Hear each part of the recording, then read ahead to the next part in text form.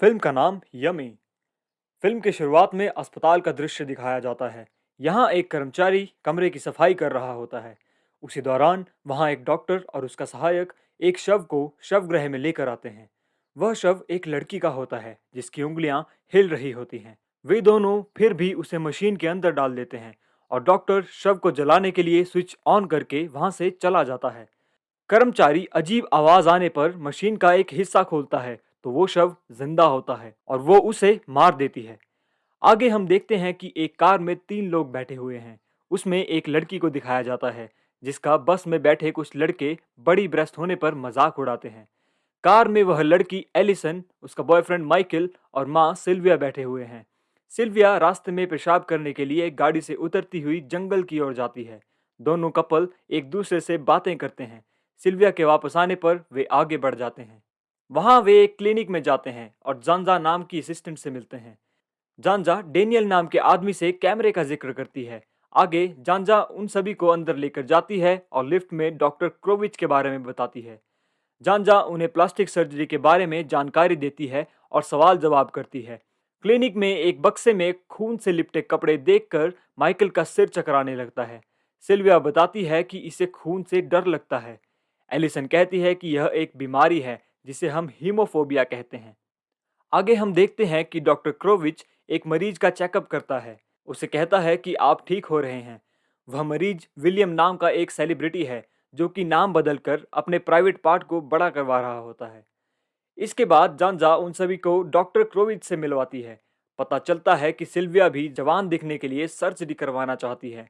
वो जानजा डॉक्टर को ऑक्साना नाम की लड़की से भी मिलवाती है जो कि अपना टैटू निकलवाना चाहती है। आगे दिखाया जाता है कि डॉक्टर एलिसन की ब्रेस्ट चेक करता है और उसे जी कप की सर्जरी कराने की सलाह देता है, जिस पर एलिसन कहती है कि उसे बड़ा साइज नहीं छोटा साइज चाहिए और वह बी कप सोच रही है। डॉक्टर उसकी बात मान लेते हैं। अगले दृश्य में एलिसन और उसका बॉयफ्रेंड बातें कर रहे होते हैं। एलिसन कहती है कि बी कप अच्छा है, जिस पर माइकल हामी भरता है। माइकल अपनी जेब से अंगूठी निकालता है और एलिसन को प्रपोज करने लगता है कि एलिसन उसे बाहों में लेकर किस कर लेती है। इसी दौरान वहां डेनियल आ जाता है और उन दोनों को सिगरेट के लिए पूछता है जो कि माइकल मना कर देता है। वह माइकल से पूछता है कि आज तुम्हारी सर्जरी है, जिस पर माइकल कहता है कि नहीं और एलिसन बताती है कि सर्जरी तो मेरी है। इसके बाद डेनियल एलिसन से फ्लर्ट करने की कोशिश करता है। आगे हम देखते हैं कि सिल्विया को ऑपरेशन थिएटर में ले जाया जाता है। अगले दृश्य में नर्स आकर बताती है कि 1 मिनट के बाद एलिसन की बारी है, जिस पर माइकल एलिसन के ब्लड ग्रुप देखने की बात करता है। इस पर वह डॉक्टर से बहस करने लगता है। एलिसन उसे समझाती है कि तुम बेवजह चिंता कर रहे हो। डेनियल उसे बाहर लेकर जाता है। डेनियल उससे कहता है कि डॉक्टरों को अपना काम करने दो। आगे हम देखते हैं कि नर्स एलिसन को सामान ट्रे में रखने के लिए कहती है। डेनियल कहता है कि मैं ट्रैवल एजेंट हूँ और यहाँ 1 साल से काम कर रहा हूँ। दोनों बातचीत करते हैं। वहीं डेनियल माइकल को पाबंदित जगह ले जाता है और उसे इंतजार करने को कहकर अंदर कमरे में चला जाता है। डेनियल वहां ड्रग्स ढूंढने लगता है और उनका सेवन कर लेता है। काफी देर बाद जब डेनियल बाहर नहीं आता तो माइकल एक कमरे में जाता है जहां उसे नग्न लड़की बेड पर पड़ी मिलती है। उस लड़की के मुंह पर मास्क लगा होता है। माइकल को लगता है कि वह कुछ कहना चाहती है, इसलिए वह उसका मास्क हटा देता है। मास्क हटाने पर माइकल घबरा जाता है।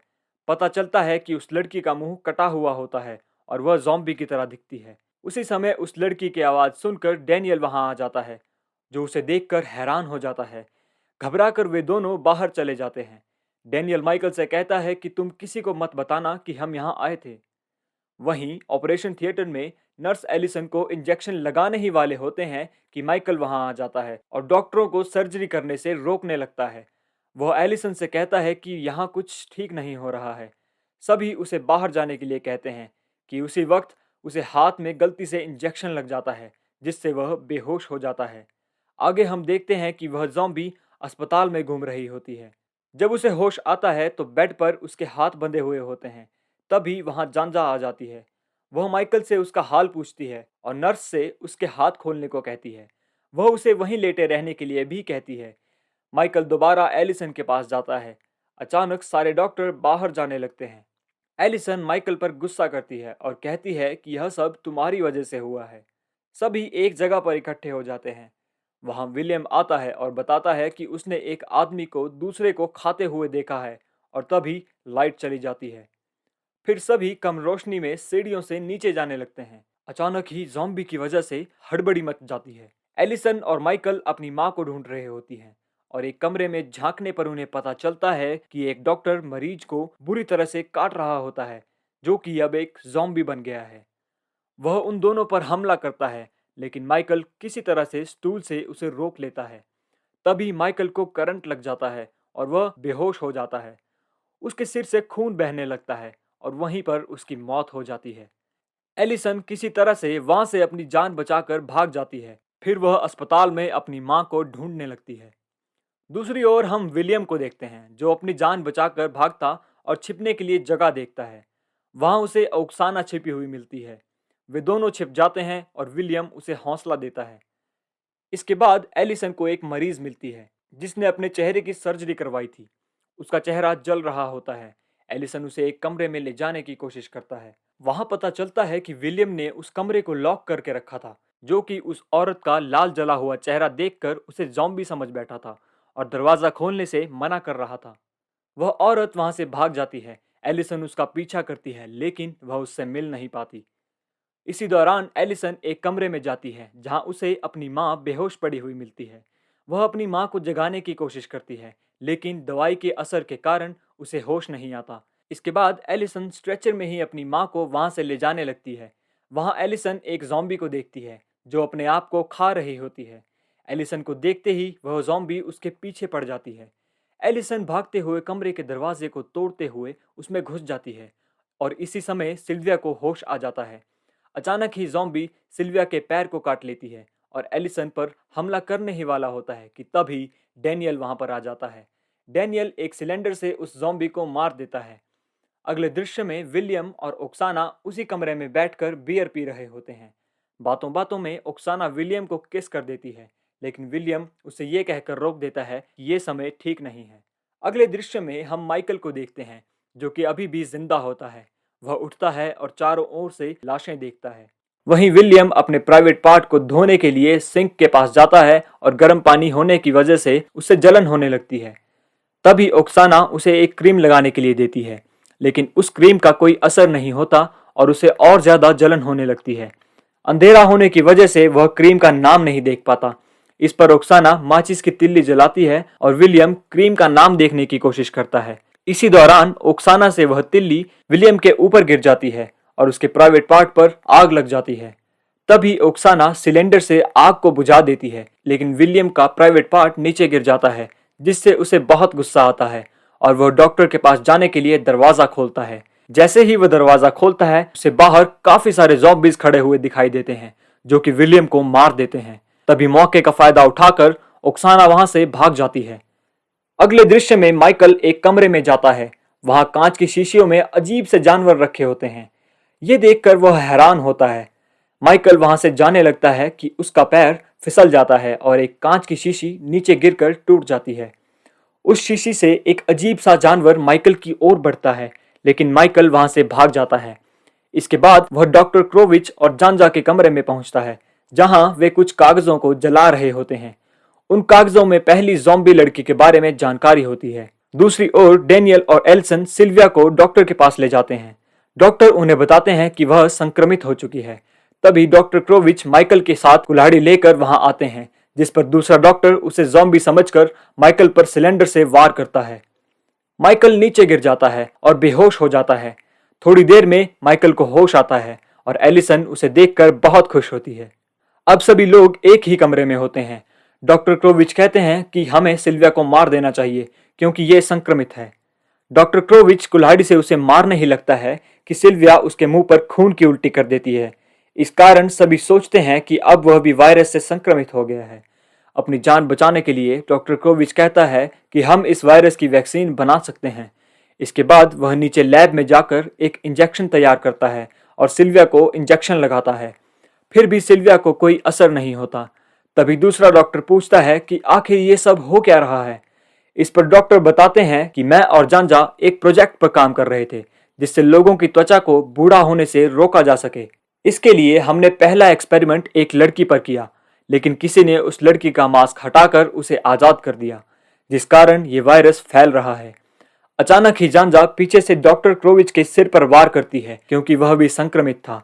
तभी एलिसन उस पर गुस्सा करती है क्योंकि अब वैक्सीन बनाने वाला कोई नहीं था। डॉक्टर कहता है कि वह उसका इलाज ढूंढ सकता है। वह लैब में अपने औजारों के साथ काम करना शुरू कर देता है। डॉक्टर के इंजेक्शन तैयार करते ही वह सिल्विया को लगाने की कोशिश करता है। तभी सिल्विया डॉक्टर के हाथ पर काट लेती है। अब वह जिंदा बचने के लिए अपने हाथ को काट देता है ताकि वायरस उसके शरीर में ना फैले। इसके बाद सभी सिल्विया को मारने का फैसला लेते हैं। एलिसन खुद अपनी मां को मार देती है। आगे हम देखते हैं कि अस्पताल में बहुत से ज़ॉम्बीज बन चुके हैं। वे सभी धीरे धीरे उस कमरे की ओर से निकलते हैं। आगे दरवाजा बंद होता है। वह अमोनिया की मदद से दरवाजे को उड़ा देते हैं और छत पर पहुंच जाते हैं। वहां वे एक पाइप की मदद से दूसरी इमारत पर जाने की कोशिश करते हैं। डॉक्टर का पैर फिसलने से वह नीचे गिरकर मर जाता है, जबकि बाकी लोग दूसरी इमारत में पहुंच जाते हैं। वहीं जानजा अपने कपड़े बदल रही होती है कि वहां डेनियल आ जाता है और उसे ब्लैकमेल करने लगता है। तभी डेनियल बाहर आ जाता है और वहीं एलिसन आ जाती है। डेनियल एलिसन को हौसला देता है। वे सभी अब बाहर निकलने की कोशिश करते हैं, लेकिन दरवाजा बंद होने की वजह से उन्हें एक गंदे रास्ते से जाना पड़ता है। हम देखते हैं कि डेनियल जानजा को गैर कानूनी प्रोजेक्ट करने को लेकर ब्लैकमेल करने की कोशिश करता है। वह उससे पैसे की डिमांड करता है। जानजा उसकी बात मान लेती है। इसके बाद सभी लोग वहां से आगे चलते हैं, जहां वो पाइप में फंसी एक लड़की को ज़ॉम्बी से बचाते हैं। आगे हम देखते हैं कि जानजा को एक कमरे में ज़ॉम्बी पड़ी मिलती है। वह डेनियल को अपने पास बुलाती है और अंधेरा होने के कारण ज़ॉम्बी डेनियल को काट लेती है। इस पर डेनियल गुस्सा करता है और वह जानजा को मार देता है। तभी शोर सुनकर बाकी लोग कमरे के अंदर आते हैं। डेनियल सभी से कहता है कि ज़ॉम्बी ने जानजा को मार दिया है। वह अपने संक्रमित होने की बात किसी को नहीं बताता। आगे सभी लोग बाहर जाने लगते हैं। बाहर उन्हें दिखाई देता है कि अस्पताल के बाहर काफी मात्रा में पुलिस के लोग होते हैं। इस दौरान पाइप से बचाई हुई लड़की अचानक पुलिस की ओर भागने लगती है, लेकिन वे उसे ज़ॉम्बी समझकर उस पर गोली चला देते हैं। ये देखकर सभी लोग घबरा जाते हैं और एक सुरंग से बाहर निकलने की कोशिश करते हैं। उन्हें मालूम पड़ता है कि उस सुरंग के अंदर पहले से काफी मात्रा में ज़ॉम्बीज थे। माइकल, डेनियल और एलिसन अपनी जान बचाकर भाग ही रहे होते हैं कि वह अजीब सा जानवर माइकल को पैर में काट लेता है। अब माइकल को अपने बचने की उम्मीद नहीं होती, इसलिए वह एलिसन को प्रपोज कर देता है, लेकिन एलिसन उसे साथ चलने के लिए कहती है। सभी लोग किसी तरह से सुरंग के अंत तक पहुंच जाते हैं। आगे एलिसन सीढ़ी की मदद से ऊपर चढ़ती है और सुरंग का ढक्कन खोलती है। इसके बाद डेनियल सुरंग के बाहर जाता है। माइकल जैसे ही सीढ़ी चढ़ने लगता है तो एक ज़ॉम्बी उस पर हमला कर देती है, लेकिन माइकल उसे मारकर उसकी आंतड़ियां निकाल देता है। सीढ़ियां काफी ऊपर होने की वजह से वह आंतड़ियों को रस्सी के तौर पर इस्तेमाल करता है, लेकिन ऊपर खड़ा डेनियल उसकी मदद नहीं करता। माइकल उसे हैरानी से देखता है और उसे पता चलता है कि डेनियल भी संक्रमित है। डेनियल सुरंग का ढक्कन बंद कर देता है और एलिसन को यकीन दिलाता है कि माइकल को ज़ॉम्बी ने मार डाला है। डेनियल एलिसन के साथ गाड़ी में चला जाता है। आगे गाड़ी रोकने पर एलिसन को पता चलता है कि डेनियल भी संक्रमित है। वह उसे गाड़ी से बाहर जाने के लिए कहती है, लेकिन डेनियल उसके साथ जबरदस्ती करने लगता है। तभी एलिसन एक चाकू जैसे पेच से उसकी पीठ पर वार करती है और उसे गाड़ी से बाहर निकाल देती है। वह उसी गाड़ी से उसे कुचलकर वहां से चली जाती है। दूसरी ओर माइकल पर बहुत सारे ज़ॉम्बीज हमला कर देते हैं और एक ज़ॉम्बी की छाती से बॉम्ब लगा होता है, जिसके फटते ही वहां बनी सुरंग के सभी रास्ते खुल जाते हैं। माइकल एक रास्ते से बाहर निकल जाता है। वह जंगल से गुजरते हुए सड़क पर खड़ा होता है, जहां एलिसन गाड़ी से आ रही होती है। ज़ॉम्बी समझकर वह उसे कार से टक्कर मार देती है, लेकिन कुछ देर बाद उसे पता चलता है कि उसने माइकल को टक्कर मार दी है और वह गाड़ी का संतुलन खो बैठती है। उसकी गाड़ी पेड़ से जाकर टकरा जाती है, जिससे उसकी मौत हो जाती है। अंत में हम एलिसन की अंगूठी को सड़क पर गिरते हुए देखते हैं, जिसके साथ ही ये फिल्म खत्म हो जाती है।